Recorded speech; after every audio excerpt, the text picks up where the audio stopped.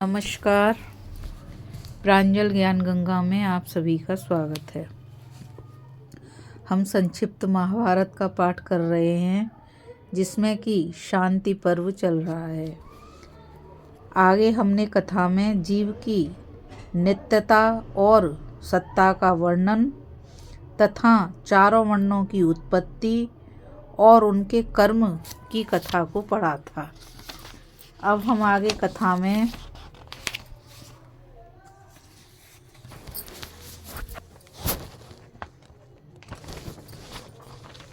सत्य की महिमा, असत्य के दोष, दान आदि के फल और आश्रम धर्मों का वर्णन की कथा को पढ़ेंगे। भृगु जी कहते हैं, मुने, सत्य ही ब्रह्म है, सत्य ही तप है, सत्य ही प्रजा की सृष्टि करता है। सत्य के ही आधार पर संसार टिका हुआ है और सत्य से ही मनुष्य स्वर्ग प्राप्त करता है। असत्य अंधकार का रूप है, वह नीचे गिराता है। अज्ञान अंधकार से घिरे हुए मनुष्य ज्ञान का प्रकाश नहीं देख पाते। जो सत्य है वही धर्म है, जो धर्म है वही प्रकाश यानी कि ज्ञान है, और जो प्रकाश है वही सुख है।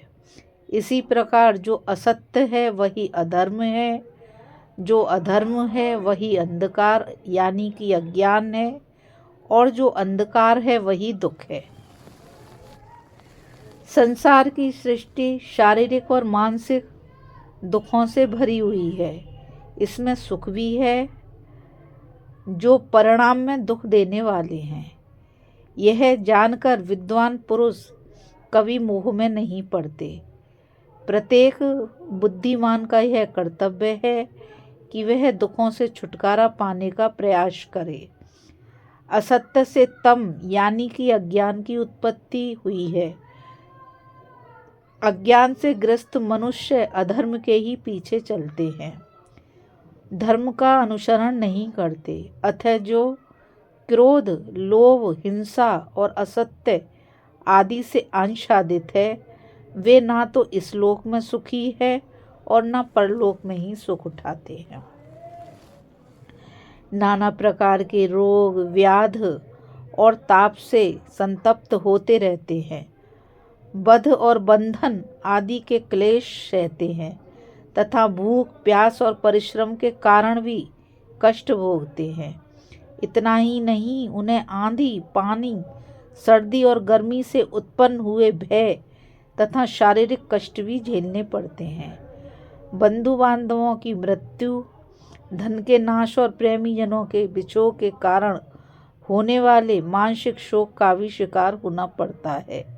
इसी प्रकार वे जरा और मृत्यु के कारण भी बहुत से दूसरे क्लेश भोगते हैं। भरद्वाज जी ने पूछा, मुनिवर, दान, धर्म, तप, स्वाध्याय और अग्निहोत्र का क्या फल है? भृगु जी ने कहा, अग्निहोत्र से पाप नष्ट होता है, स्वाध्याय से उत्तम शांति मिलती है, दान से भोगों की और तप से स्वर्ग की प्राप्ति होती है। भरद्वाज जी ने पूछा, ब्रह्मा जी ने जो 4 आश्रम बनाए हैं, उनके अपने अपने धर्म क्या हैं, यह बताने की कृपा कीजिए। भृगु जी ने कहा, जगत का कल्याण करने वाले भगवान ब्रह्मा जी ने धर्म की रक्षा के लिए पूर्व काल में ही 4 आश्रमों का उपदेश किया था। उनमें से जो ब्रह्मचर्य को पहला आश्रम कहते हैं, जिसमें शिष्य को गुरु के यहाँ रहकर वेदों का स्वाध्याय करना पड़ता है। इसमें रहने वाले ब्रह्मचारी को बाहर भीतर की शुद्धि, वैदिक संस्कार तथा व्रत और नियमों के पालन से अपने मन को वश में रखना चाहिए। सुबह और शाम दोनों समय संध्या, सूर्योपस्थान तथा अग्निहोत्र के द्वारा अग्निदेव की उपासना करनी चाहिए। तंद्रा और आलस्य को त्याग कर प्रतिदिन गुरु को प्रणाम करे, वेदों का अध्ययन तथा उसके अर्थ का अभ्यास करता रहे। इस प्रकार की दिनचर्या से अपने अंतकरण को पवित्र बनावे। सवेरे, शाम और दोपहर तीनों वक्त स्नान करे। ब्रह्मचर्य का पालन तथा अग्नि और गुरु की सेवा करे। प्रतिदिन भिक्षा मांगकर लावे और वह सब गुरु को अर्पण कर दे। अपनी अंतरात्मा को भी गुरु के चरणों में निशावर किए रहे। गुरु जी जो कुछ कहें, जिसके लिए संकेत करें और जिस कार्य के निमित्त स्पष्ट आज्ञा दें, उसके विपरीत आचरण ना करे। इस प्रकार गुरु को प्रसन्न करके उनकी कृपा से स्वाध्याय का अवसर मिलने पर वेदाध्ययन में प्रवृत्त होना चाहिए। इस विषय में एक श्लोक है जिसका भाव इस प्रकार है। जो द्विज गुरु की आराधना करके वेदों का ज्ञान प्राप्त करता है, उसे अंत में स्वर्ग की प्राप्ति होती है और उसका मानसिक संकल्प सिद्ध होता है। गृहस्थ को दूसरा आश्रम बतलाया जाता है। अब हम उसके द्वारा पालन करने योग्य आचरणों की व्याख्या करते हैं। जब सदाचार का पालन करने वाला ब्रह्मचारी विद्या पढ़कर गुरुकुल में रहने की अवधि पूरी कर ले और समावर्तन संस्कार के पश्चात स्नातक हो जाए, उस समय यदि उसे पत्नी के साथ रहकर धर्म का आचरण करने तथा पुत्रादि रूप फल पाने की इच्छा हो, तो उसके लिए गृहस्थाश्रम में प्रवेश का विधान है, क्योंकि इसमें धर्म, अर्थ और काम तीनों की प्राप्ति होती है। इसलिए इसे त्रिवर्ग साधन की इच्छा से गृहस्थ को उत्तम कर्म के द्वारा धन संग्रह करना चाहिए और उसी के द्वारा अपनी गृहस्थी का निर्वाह करना चाहिए। गृहस्थ आश्रम सभी आश्रमों का मूल कहलाता है। गुरुकुल में वास करने वाले ब्रह्मचारी वन में रहकर संकल्प के अनुसार व्रत, नियम तथा धर्मों का पालन करने वाले वानप्रस्थी और सब कुछ त्याग कर विचरने वाले सन्यासी को भी गृहस्थाश्रम से ही भिक्षा आदि की प्राप्ति होती है। तात्पर्य यह है कि अन्य सब आश्रम वालों का निर्वाह गृहस्थाश्रम से ही होता है। गृहस्थ द्वारा किए जाने वाले अतिथि के सत्कार के विषय में एक श्लोक है जिसका भावार्थ इस प्रकार है। जिस गृहस्थ के दरवाजे से कोई अतिथि भिक्षा न पाने के कारण निराश होकर लौट जाता है, वह उस गृहस्थ को अपना पाप दे डालता है और स्वयं उसका पुण्य लेकर चला जाता है। इसके सिवा गृहस्थाश्रम में रहकर यज्ञ करने से देवता, श्राद्ध करने से पितर, शास्त्रों के श्रवण, अभ्यास और धारण से ऋषि तथा संतान उत्पन्न करने से प्रजापति प्रसन्न होते हैं। गृहस्थ के कर्तव्य के विषय में 2 श्लोक और हैं जिनका सारांश इस प्रकार है। वाणी ऐसी बोलनी चाहिए जिसमें सब प्राणियों के प्रति स्नेह भरा हो तथा जो सुनते समय कानों को मीठी लगे। दूसरों को पीड़ा देना, मारना या कटु वचन सुनाना अच्छा नहीं है। किसी का अपमान करना, अहंकार रखना और ढोंग दिखाना, इन बातों की कड़ी निंदा की गई है। किसी भी जीव की हिंसा ना करना, सत्य बोलना और मन में क्रोध ना होने देना, ये सभी आश्रम वालों के लिए उपयोगी तप हैं।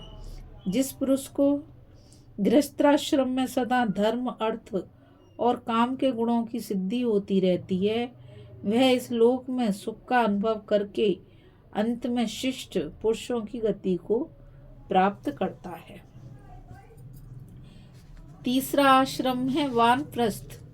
इसमें रहने वाले मनुष्य धर्म का अनुसरण और तप का अनुष्ठान करते हुए पवित्र तीर्थों में, नदियों के किनारे, झरनों के आसपास तथा मृग, भैंसे, सूअर, बैनेले, हाथी, सिंह, व्याघ्र आदि जंतुओं से भरे हुए एकांत वनों में विचरते रहते हैं।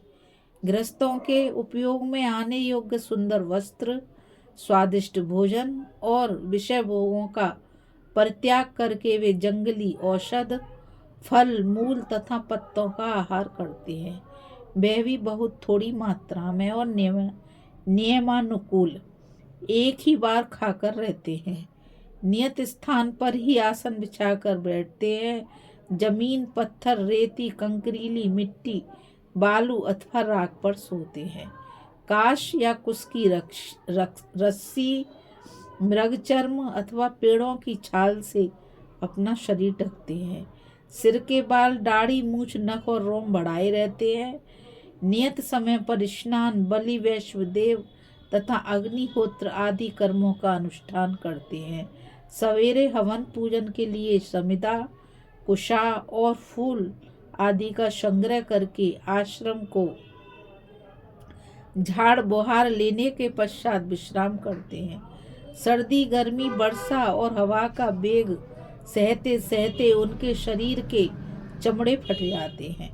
नाना प्रकार के नियमों का अनुष्ठान करते रहने से उनके रक्त और मांस सूख जाते हैं। शरीर की जगह चाम से ढकी हुई हड्डियों का ढांचा मात्र रह जाता है। फिर भी धैर्य धारण करके अत्यंत साहस के कारण शरीर को चलाए जाते हैं। जो पुरुष नियम के साथ रहकर ब्रह्मर्षियों द्वारा आचरण में लाई हुई इस योगचर्या का अनुष्ठान करता है, वह अग्नि की भांति अपने दोषों को दग्ध करके दुर्लभ लोकों को प्राप्त कर लेता है। अब सन्यासियों का आचरण बतलाया जाता है। सन्यास चौथा आश्रम है। इसमें प्रवेश करने वाले पुरुष अग्निहोत्र, धन, स्त्री आदि परिवार तथा घर की सारी सामग्री का त्याग करके विषया शक्ति के बंधन को छोड़कर घर से निकल जाते हैं। ढेले, पत्थर और सोने को समान समझते हैं। धर्म, अर्थ और काम के सेवन में अपनी बुद्धि नहीं फंसाते। मित्र, शत्रु तथा उदासीन सबके प्रति समान दृष्टि रखते हैं। स्थावर, अंडज, पिंडज, स्वदज और उभिदज प्राणियों के प्रति मन, वाणी अथवा कर्म से भी कभी द्रोह नहीं करते। कुटी या मठ बनाकर नहीं रहते। उन्हें चाहिए कि चारों ओर विचरते रहें और रात में ठहरने के लिए पर्वत की गुफा, नदी का किनारा, वृक्ष की जड़, देव मंदिर, ग्राम अथवा नगर आदि स्थानों में चले जाते हैं। नगर में 5 रात और गांव में 1 रात से अधिक न रहें। प्राण धारण करने के लिए गांव या नगर में प्रवेश करके अपने विशुद्ध धर्मों का पालन करने वाले द्विजातियों के घरों पर जाकर खड़े हो जाएं। बिना मांगे ही पात्र में जितनी भिक्षा आ जाए उतनी ही शुभकार करें। काम, क्रोध, दर्प, लोभ, मोह, कृपणता, दंभ, निंदा, अभिमान तथा हिंसा आदि से दूर रहें। इस विषय में कुछ श्लोक हैं जिनके भाव इस प्रकार हैं। जो मुनि सब प्राणियों को अभयदान देकर विचरता रहता है, उसे कहीं किसी भी जीव से भय नहीं होता। जो अग्निहोत्र को अपने शरीर में आरोपित करके शरीर स्थित अग्नि के उद्देश्य से मुख में भिक्षा प्राप्त भविष्य का होम करता है, वह अग्निहोत्रियों को प्राप्त होने वाले लोकों में जाता है। जो बुद्धि को संकल्प रहित करके पवित्र होकर शास्त्रोक्त विधि के अनुसार संन्यास के नियमों का पालन करता है, वह परम शांत ज्योतिर्मय ब्रह्मलोक को प्राप्त होता है। इस प्रकार वेद में प्रतिपादित आश्रम धर्म का मैंने संक्षेप से वर्णन किया है। जो मनुष्य लोक के धर्म अधर्म को जानता है वह बुद्धिमान है। भीष्म जी कहते हैं, महर्षि भृंगु जी के इस प्रकार उपदेश देने पर परम धर्मात्मा भरद्वाज ने विस्मय विमुग्ध होकर उनका पूजन किया। इस कथा में बस इतना ही। अभी हम कथा में सत्य की महिमा, असत्य के दोष, दान आदि के फल और आश्रम धर्मों का वर्णन की कथा को पढ़ रहे थे। अब हम कथा में आचार की विधि और अध्यात्म ज्ञान का वर्णन की कथा को पढ़ेंगे। इस कथा में बस इतना ही। मुझ गीता रावत को आज्ञा दीजिए।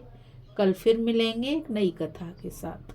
और मैं आप सभी से यही कहना चाहूँगी कि इस चैनल को ज़्यादा से ज़्यादा लाइक, शेयर और सब्सक्राइब करिए, ताकि यह अमूल्य ज्ञान अधिक से अधिक लोगों तक पहुंच सके। राधे राधे, जय श्री कृष्णा, नमस्कार। कल फिर मिलेंगे एक नई कथा के साथ।